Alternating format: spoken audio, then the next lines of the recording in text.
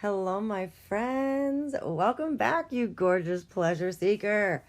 To another episode of Desire Dialogues, the show where we peel back the layers of your libido, challenge the shame, and make space for sex that actually feels like you.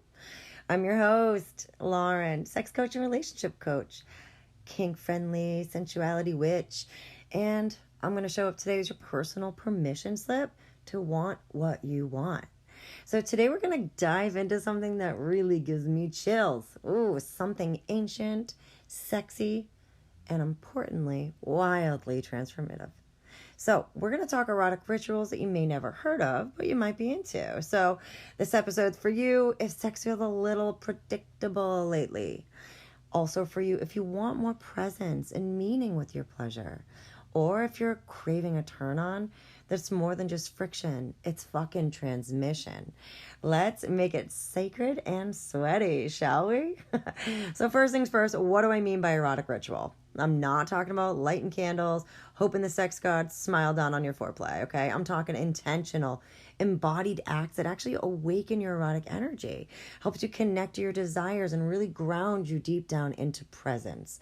So ritual is structure that holds meetings. So when we bring rituals into sex, we're saying this isn't just a quick release. This is a portal. It could be a slow undressing ceremony. It could be an altar with toys, oils, and crystals. It could be eye gazing before penetration, or a shared breath practice that ends in mutual surrender.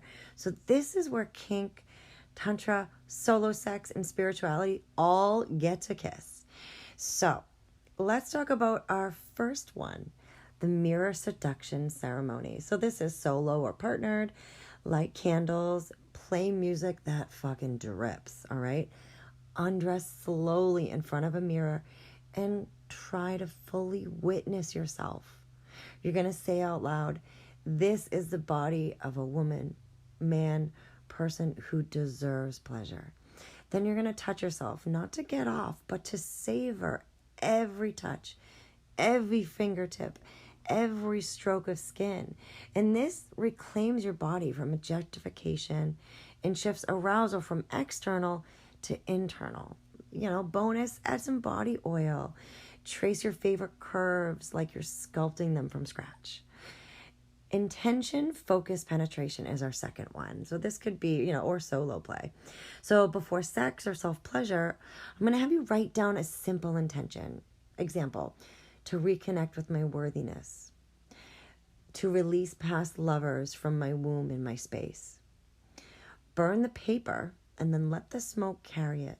Then begin your practice. Every stroke, every kiss or thrust becomes a living prayer. Wild? Yes, but intention makes every sensation echo. Number 3, ritual rope binding for boundaries. This is not just for my BDSM lovers. This one's great for people healing from trauma, touch trauma especially, or craving emotional safety. You can use a soft rope or silk scarf to wrap your wrist, ankles, or chest with permission. Speak a boundary out loud. I release control and honor my need for slowness. Then explore gentle, guided touch. It's restraint, not for pain, but for presence. Number 4, an earth-rooting pleasure practice. So if you're into elemental magic, this one's earthy as fuck. Take your pleasure outside. Lay on a blanket, touch your body, and imagine the earth receiving every moan, every vibration. Visualize your turn on as a root system growing deep into the ground, which each breath do a Kegel and send that energy down to the earth because nature wants you wild. All right, number 5, the breath of longing. So you can sit facing your partner or the mirror. You're going to take 3 deep breaths. On the inhale, you're going to picture what you long for. And on the exhale, you're going to release fear, shame, and judgment. If it helps, think of it as a color that you're blowing out in smoky waves. Then begin touching, stroking slowly, or kissing with your eyes open if you can. And this ritual cracks people open, and it's more intimate than sexy for many who have tried it. So why these rituals work, right? Why are they so damn powerful? Because first, they anchor your nervous system into safety. It's going to rewire your pleasure pathways with presence. It also invites your whole self into the bedroom, not just your genitals. And then when sex becomes ritual, it stops being an act. It becomes a practice, and one that reveals, heals, and also turns you on. So you don't have to do it right. The only rule is to just bring intention and be there. So how to create your own, right? You want to create your own erotic ritual. Here's a little structure for you. Number one, set the space. Clear all that clutter. Maybe pick some music, light a candle. Name the intention. So what do I want to feel, release, or claim? 3, choose a symbolic act. That could be breath work, bathing, mirror touch, undressing.